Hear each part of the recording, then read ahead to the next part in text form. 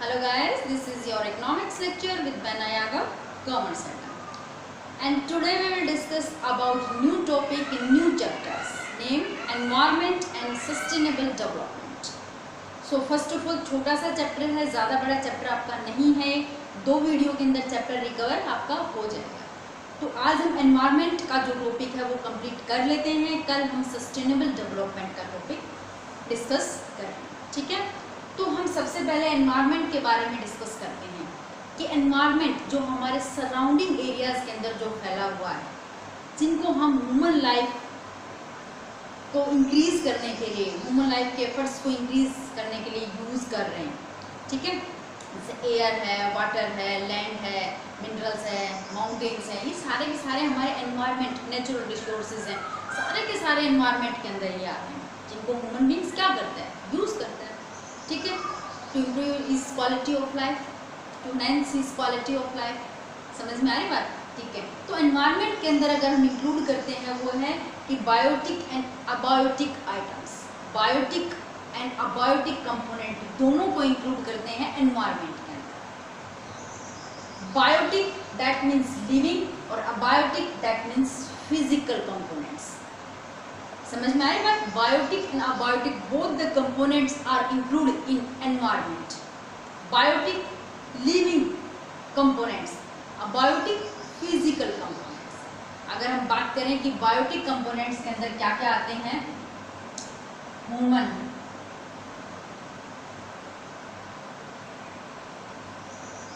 Beings, ठीक है, plants आते हैं, एनिमल्स, ये बायोटिक के अंदर आते हैं. लिविंग कंपोनेंट लिविंग थिंग्स के अंदर आते हैं. ठीक है, ह्यूमन बींग्स है, प्लांट्स हैं और एनिमल्स हैं जो कि लिविंग थिंग्स बायोटिक के अंदर आते हैं. अबायोटिक फिजिकल कंपोनेंट्स इंक्लूड क्या क्या करेंगे उसके अंदर? उसके अंदर इंक्लूड होती हैं जैसे एयर, वाटर, माउंटेन, मिनरल्स. समझ में आ रही बात? माउंटेन्स हैं, मिनरल्स है, रिवर है, वाटर है, एयर है, लैंड है, ये सब क्या है? ये अबायोटिक के अंदर आते हैं, फिजिकल कंपोनेंट के अंदर आते हैं. और इन दोनों को अगर मिला देते हैं तो क्या बन जाता है? एनवायरनमेंट. क्या बन जाता है? एनवायरनमेंट. समझ में आ रही बात? कोई दिक्कत नहीं है कि एनवायरनमेंट होता क्या है, उसके अंदर कौन से कंपोनेंट इंक्लूड होते हैं. क्लियर हो गया यहाँ तक? चलिए ठीक है, अब हम बात करते हैं फंक्शंस की कि एनवायरनमेंट के कौन से फंक्शन है. दैट मीन्स एनवायरनमेंट की वजह से ह्यूमन बींग्स को क्या क्या एफर्ट्स मिलते हैं. ठीक है, चलिए देखते हैं. सबसे पहला है कि सप्लाई रिसोर्सेज. जो एनवायरनमेंट है वो ह्यूमन बींग्स के लिए क्या सप्लाई करता है? रिसोर्सेज सप्लाई करता है. रिसोर्सेज, ठीक है, एयर हो गया, वाटर हो गया, मिनरल्स हैं, माउंटेन्स हैं, तो ये सारे के सारे क्या है? एक तरीके से कोल है, पेट्रोलियम है, रिसोर्सेज ही हैं. और कौन प्रोवाइड कराते हैं इनको? एनवायरनमेंट. कहाँ होते हैं ये? एनवायरनमेंट के अंदर. सीधा सिंपल सा टॉपिक है एनवायरनमेंट. आपने बहुत बार आप लोग पढ़ चुके हो, ज़्यादा पजल होने की ज़रूरत नहीं है कि एनवायरनमेंट क्या प्रोवाइड करवाता है कि सप्लाई रिसोर्सेज, ह्यूमन बींग्स को रिसोर्सेज देता है. देता है नहीं देता है? फॉरेस्ट है, लैंड है, माउंटेन्स है, ठीक है, मिनरल्स है, ये सारे कोल पेट्रोल कहाँ से मिलते हैं?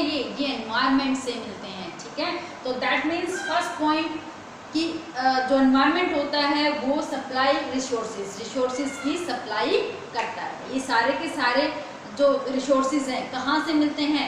एनवायरनमेंट से. क्लियर हो गया? चलिए ठीक है. उसके बाद में दिया गया है एसिमुलेट वेस्ट. एसिमुलेट वेस्ट का मतलब होता है कि जो वेस्टेज होता है, वेस्टेज तो हो सकता है जैसे हम जो सांस लेते हैं, कार्बन डाइऑक्साइड छोड़ते हैं, उनको कौन ऑब्जर्व करता है? प्लांट्स, पेड़ पौधे. ठीक है, तो जो वेस्टेज होता है, ठीक है, उनको असिमुलेट करना, ऑब्जर्व करना कौन करता है? एनवायरनमेंट. असिमुलेट करना, ऑब्जर्व करना कौन करता है? एनवायरनमेंट. मतलब सब तरह का वेस्टेज, सभी तरीके का वेस्टेज जिसको वेस्टेज को कन्वर्ट कर देना, ऑब्जर्व करना, असिमुलेट करना, किसका काम होता है? एनवायरनमेंट का काम होता है. समझ में आ रही बात? ठीक है, समझ में आ रही है. उसके बाद में देखिएगा कि सस्टेन्स लाइफ. एनवायरनमेंट की वजह से जो कोल, पेट्रोलियम, वाटर, मिनरल्स जितने भी आते हैं, ठीक है, उन सब की वजह से ह्यूमन बींग्स की जो लाइफ होती है वो क्या होती है, काफ़ी अच्छी होती है, ठीक है। उनके बिना क्या काम चल सकता है ह्यूमन बींग्स का? नहीं चल सकता, नहीं चल सकता ना।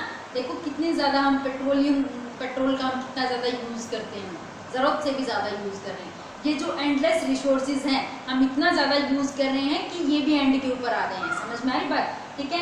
तो किसी भी मतलब अगली इस पीढ़ी के लिए और अगली आने वाली पीढ़ी के लिए जो ये रिसोर्सेज हैं, समझ में आ रही बात, वो सस्टेन लाइफ एक तरीके से ह्यूमन बीइंग की लाइफ को सस्टेन करता है। दैट मीन्स इस पीढ़ी के यूज़ के लिए भी और अगली जो जनरेशन आएगी उस जनरेशन के यूज़ के लिए भी इतने सारे रिसोर्सेज हैं। कहाँ से मिलते हैं ये मिलते हैं हमें एनवायरमेंट्स, ठीक है। Enhance the quality of life, enhance the quality of life, that means जो ह्यूमन बीइंग्स की लाइफ है उसकी क्वालिटी को इंक्रीज करता है, काफ़ी इजी बनाता है। अगर ये मिनरल्स ना हो, जैसे ऊपर वाले पॉइंट में मैंने आपको बताया कि अगर ये मिनरल्स ना हो या एनवायरनमेंट के अंदर जो नेचुरल रिसोर्सेज ना हो, अगर ये ना हो तो क्या हम इनके बिना इमेजिन करके देखो कि हमारी लाइफ क्या होगी, कुछ भी नहीं होगी, नहीं कर सकते ना, कुछ भी नहीं कर सकते हम। तो एक तरीके से जो एनवायरनमेंट से जो ह्यूमन बींग्स की क्वालिटी ऑफ लाइफ है वो एनहेंस होती है, दैट मीन्स इंक्रीज होती है, बेटर बनती है, अच्छी होती है, ठीक है। तो ये था एनवायरनमेंट, कौन से कंपोनेंट और एनवायरनमेंट के फंक्शंस, के एनवायरनमेंट से हमें क्या क्या मिलता है, क्लियर हो गया, ठीक है। नेक्स्ट हम देखते हैं कि two main basic problems related environment. Environment में ऐसी कौन सी दो मेन बेसिक प्रॉब्लम्स हैं? देखिए, फर्स्ट है पॉल्यूशन। क्या है? पॉल्यूशन एज यू नो, आप लोग 5th से पढ़ते आ रहे हो, पॉल्यूशन पढ़ते आ रहे हो ना, तो कोई नया टॉपिक नहीं है ये।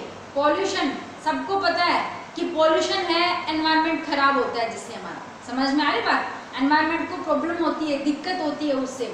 और पॉल्यूशन कौन से हैं सबको पता है, कौन से पॉल्यूशन है? एयर पॉल्यूशन, वाटर और नॉइस, ये 3 तरीके के जो पॉल्यूशन है, 3 ही है ना पॉल्यूशन। एयर पॉल्यूशन क्यों होता है? Mostly you know very well that industries की वजह से, ठीक है, इंडस्ट्रीज की वजह से एयर पॉल्यूशन होता है। वाटर पॉल्यूशन भी इंडस्ट्रीज की वजह से होता है, मोस्टली ह्यूमन बींग्स भी करते हैं, ऐसा नहीं है, ठीक है। और जो नॉइज पॉल्यूशन है वो तो सबको पता है कैसे होता है, समझ में आए बात।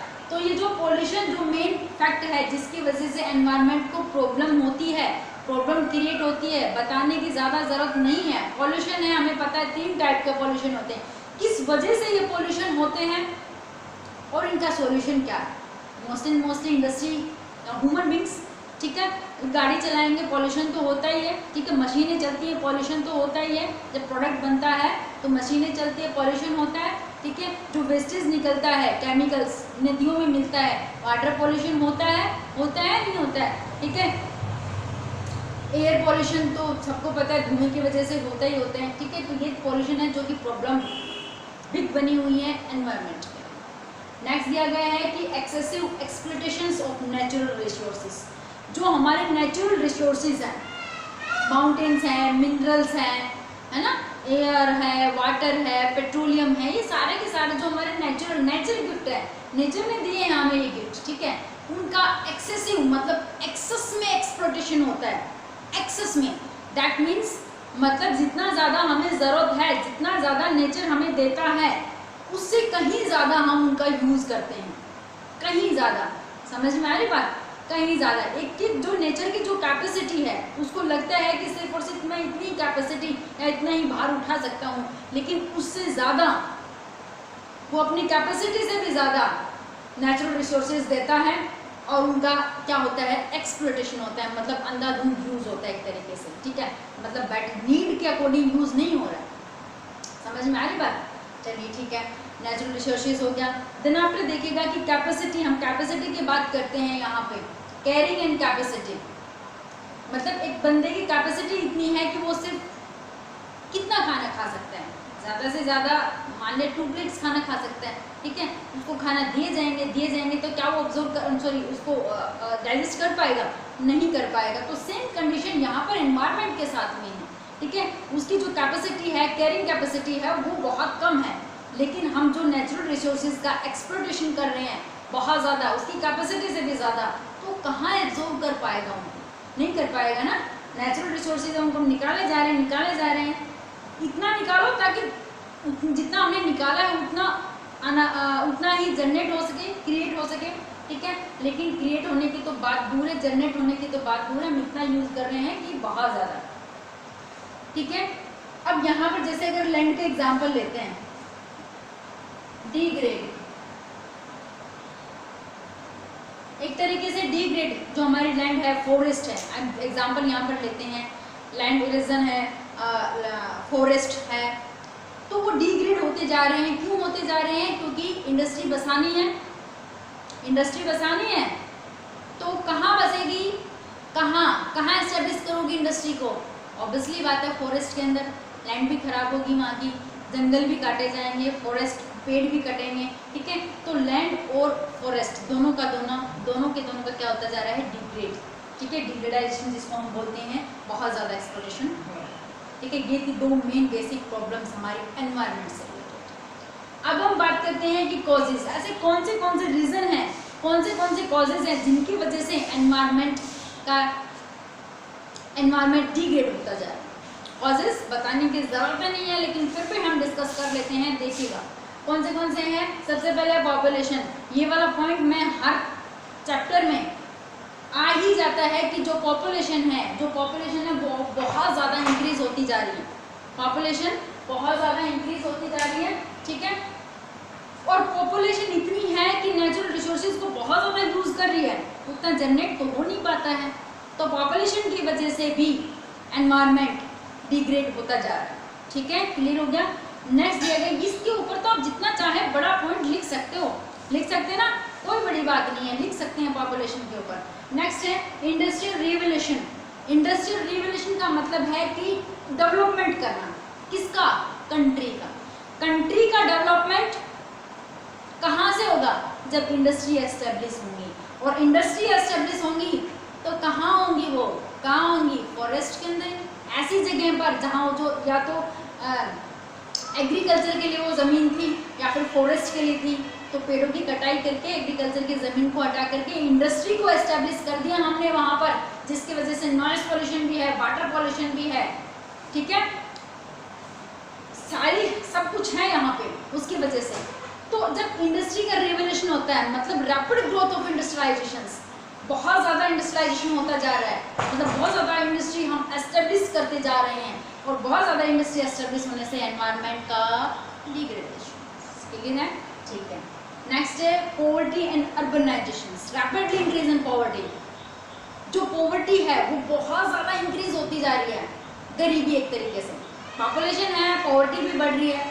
अर्बनाइजेशन मतलब शहरों की तरफ ज़्यादा लोग भागे जा रहे हैं, शहरों में रहने की जगह नहीं है, एग्रीकल्चर लैंड को भी ख़त्म करके वहाँ पर घर बनाए जा रहे हैं, ठीक है, बनाए जा रहे हैं नहीं बनाए। तो ये दोनों ही पॉइंट ऐसे हैं, पॉवर्टी है, लोग ज़मीन को ज़्यादा क्या फर्टिलाइजर्स केमिकल्स वगैरह यूज़ करेंगे ज़्यादा प्रोडक्शन करने के लिए, ठीक है, एग्रीकल्चर आउटपुट ज़्यादा करने के लिए। तो उसकी वजह से क्या है, एक तरीके से जो पॉवर्टी हमारा रीज़न है, क्योंकि लोग भूखे मर रहे हैं, गरीबी है तो जंगलों की तरफ ही भागेंगे, कहीं कुछ मिल जाए ठीक उन्हीं को काटेंगे, समझ में आ रही बात। और लैंड के ऊपर उनकी कैपेसिटी से ज़्यादा प्रोडक्शन करेंगे क्योंकि गरीबी है, ठीक है। अर्बनाइजेशन मतलब शहरों की तरफ लोग दौड़ते जा रहे हैं, रहने की जगह नहीं है लेकिन फिर भी, ठीक है। तो दोनों पॉइंट ऐसे हैं जिनकी वजह से हमारा जो एनवायरनमेंट है वो डिग्रेड होता जा रहा है, ठीक है। अगला है एफ्लुएंट कंजम्पशंस। एफ्लुएंट कंजम्पशंस का मतलब है एक तरीके से हम कहें कि शौक, मतलब लोग अपनी नीड के लिए, नीड है जितनी नीड है उतने रिसोर्सेज को यूज़ नहीं कर रहे हैं, वो अपने शौक के लिए यूज़ कर रहे हैं, समझ में आ रही बात। एक घर में कम से कम 3 या 4 गाड़ियाँ खड़ी हैं, नीड सिर्फ उनको एक की है, किस लिए? क्योंकि शौक है ना, दिखावा एक तरीके से, शौक है उनका कि हमें इतनी सारी गाड़ियाँ चाहिए, शौक है हमें इतनी ज़्यादा प्लॉट चाहिए, इतनी ज़्यादा घर चाहिए, मतलब नीड से ज़्यादा वो नेचुरल रिसोर्सेज को यूज़ कर रहे हैं, इसलिए एनवायरनमेंट का डिग्रेडेशन होता है, ठीक है। तो ये सारे पॉइंट आज हमने डिस्कस किए। आई होप आप लोगों को अच्छे से समझ में आए होंगे कि एनवायरनमेंट क्या होता है, एनवायरनमेंट के कौन से दो कंपोनेंट हैं और एनवायरनमेंट के फंक्शंस क्या हैं, एनवायरनमेंट की 2 मेन बेसिक प्रॉब्लम्स क्या हैं और एनवायरनमेंट डिग्रेडेशन होने के मेन कॉजेज, मेन रीज़न क्या है। एनवायरनमेंट का टॉपिक है, सीधा सिंपल सा टॉपिक है, ज़्यादा हार्ड नहीं है। ये टॉपिक आप 6th क्लास से पढ़ते आ रहे हो, कोई बड़ी बात नहीं है एनवायरनमेंट के बारे में, लेकिन अब 12th में है तो लिखना पड़ेगा, ठीक है। या तो क्वेश्चन आता है एनवायरनमेंट फंक्शन से related, environment component and functions, या क्वेश्चन आएगा आपका सस्टेनेबल डेवलपमेंट वाला, एक क्वेश्चन तो बनेगा यहाँ से। समझ में आ रही बात? छोटा सा चैप्टर है, 2 टॉपिक हैं और दोनों टॉपिक में से या तो एक टॉपिक का तो क्वेश्चन आना है ही है। तो आज का टॉपिक हुआ अच्छे से क्लियर, कोई दिक्कत नहीं है, कर लोगे, ठीक है। तो आज की वीडियो में इतना ही, कल मिलते हैं अनदर वीडियो के साथ में, तब तक के लिए थैंक यू।